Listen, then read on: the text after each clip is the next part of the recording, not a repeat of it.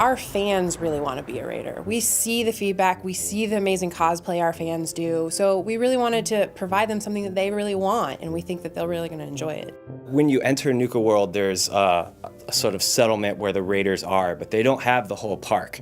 So there's all these other lands occupied by different monsters and enemies that you have to go in and take for the raiders, take for your gangs, and conquer, and then move your gangs into so that you can have the whole park for your raider territory. We have Nuka Town, USA, which is where the raiders are sort of living when you first get there. Nuka Galaxy, which is sort of like the future that they would envision in the Fallout universe. We have Dry Rock Gulch, which is sort of Wild West town.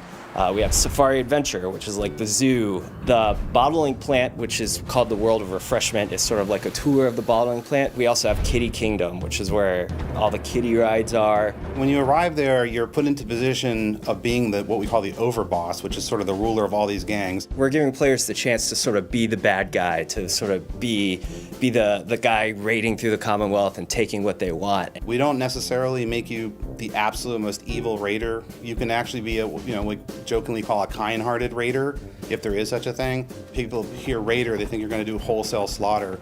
We actually took great pains to make sure that that wasn't a requirement. We have 3 distinct gangs, each with their own vibe, each with their own backstory, so it lets you choose not just to be a raider, but what kind you want to be. The Disciples are sort of your classic, very bloody, very violent gang. Then you have the Operators, and they're sort of your stealthy, sort of come at you from the shadows, a little more technologically oriented raider gang, and then the Pack, and they're just absolutely crazy. We had one of our concept artists go through and develop a lot of the different armor. The ones who are more bloodthirsty have more violent shapes and more rough edges, and the ones who are more clean cut and efficient have a more stylized look. So in the end, your overboss should look totally different than someone playing down the street from you.